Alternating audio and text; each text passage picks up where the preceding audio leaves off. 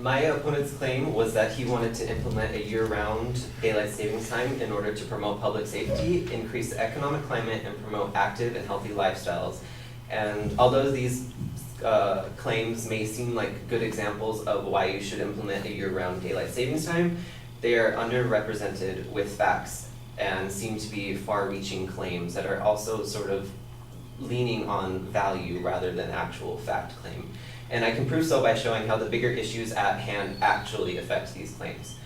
The first claim that I had a problem with was year-round daylight savings time would be better for the economy, and my argument is that the economy is not negatively affected by American spending with the shift back to standard time. And the time change does not affect American spending to the shift, due to the shift to standard time being in the annual holiday season. And the American holiday season is a period of time from late November, mainly Thanksgiving, to around New Year's Day. And standard time is reinstated on early November, so that leaves like a 2 to 3 period of time that isn't really affected by the whole shift for economic change. And according to Richard Stribling from the Business Insider, this year's Black Friday saw a record-breaking 226 million shoppers making purchases with an average of $398 spent per person. With Black Friday figures like these, retailers may expect an increase in spending throughout the holiday season. Though record Black Friday sales don't always translate to increased spending for the whole season, more shoppers were making discretionary purchases rather than having necessary ones, which usually means that these which indicates that increasing levels of spending will continue throughout all of December and actually maybe even January due to December having an increase in gift cards being handed out that will be spent in January. Hiring is also increasing for this holiday season. During November, retail businesses across the United States hired approximately 50,000 temporary workers. Companies from Walmart to Goldman Sachs, an investment company, have taken on new workers to keep up with the flood of holiday business. There's also been an upkeep in retail department hiring as well as in their fulfillment centers. Most retailers begin hiring in the summer and their jobs are expected to last all throughout January. And this brings me to my next claim.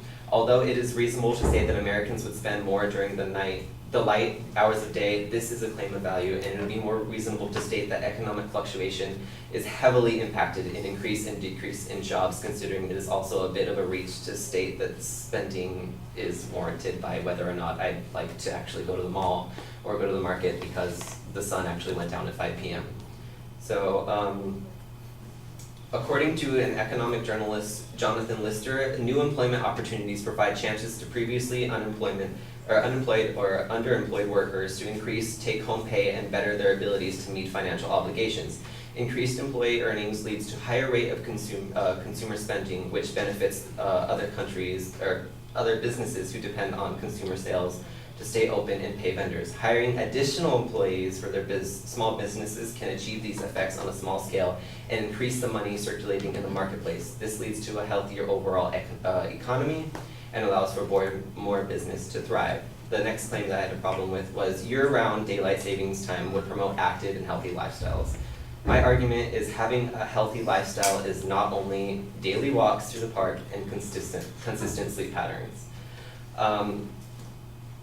In an article titled "Less than 3% of Americans Live a Healthy Lifestyle," according to Julie Beck, a reporter for The Atlantic, the study defined a healthy lifestyle as one that met 4 qualifications: moderate or vigorous exercise for at least 150 minutes a week, a diet scored to the top 40% of the healthy eating index, body fat percentage under 20% for men and 30% for women, and not smoking. The research looked at data from the representatives' example of 4,745 people for 1 week and found that only 2.7% of the people actually met these 4 outcomes.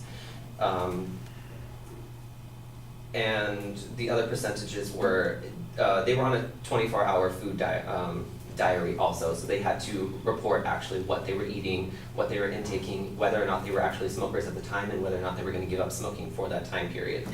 And my final claim was that he claimed that consistent sleep results in lower heart attack rates, but upon representing this fact, he stated, it as if it were a question and even contradicts his own claim by stating it needed more research. The quote was, having a consistent sleep sleep schedule year-round, I guess, would help out maybe, but that would probably need a little more research to be totally sure on. Thank you.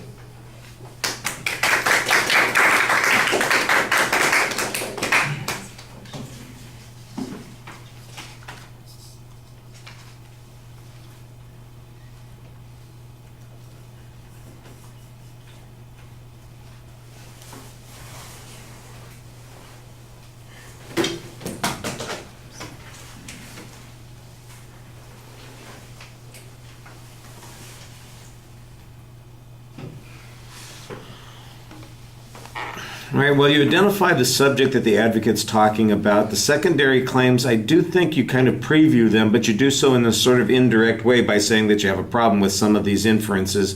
The secondary claims are, in fact, just labeled as your issue with those particular inferences, as opposed to the advocate claim that, year-long daylight savings time would improve the economy. That's not true.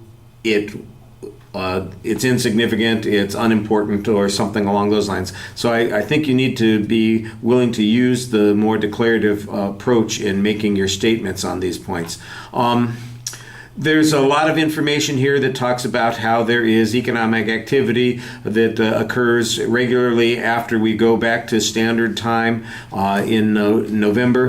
And so I'm assuming that that's an attempt to mitigate whatever economic advantage there would be from year-long daylight savings time. There's not really any evidence that you cite, that you respond to. I don't remember what the advocate presented, what kind of evidence they presented. You've just basically got a counterclaim here that talks about how the economy is relatively healthy, and I think that is a good general response here. It doesn't necessarily show that it's healthier one way or the other, but it certainly suggests that if the Black Friday spending was at all-time record levels this particular year, and that's happening at the regular standard time issue, then it seems like it's unlikely that there would be a substantial difference. I do think that you miss a couple of opportunities to point out that, for instance, people's buying habits change with technological innovation, the idea that people are shopping more online, where they are unaffected by what the weather is, by whether or not there's light outside, any of those sorts of things. That's a piece of low-hanging fruit that you ought to take advantage of, I think.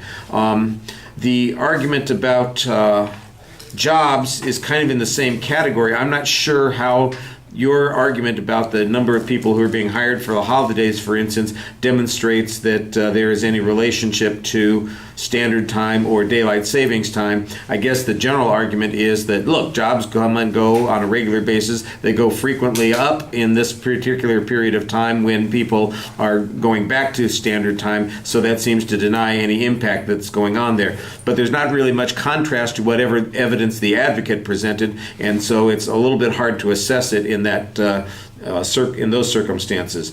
On the lifestyle issue that you talk about on the second point, I think you basically are making a causality argument suggesting there's a lot more to a healthy lifestyle than just your sleep patterns. Without necessarily denying the sleep patterns are a part of that process, you point out that less than 3% of the population actually lives a healthy lifestyle, and I think that does diminish the likelihood that the sleep pattern change because of the daylight savings time would be a significant impact, because it certainly doesn't affect diet or exercise, or BMI in any particular way, or smoking. At least I guess that's the argument. Maybe the exercise thing is a little bit influenced by people's ability to spend more time outdoors at night, but you still have the other three things that are pretty darn important, and I don't remember that the advocate had any information about how different it would be as a consequence. So I thought that that's a pretty good argument.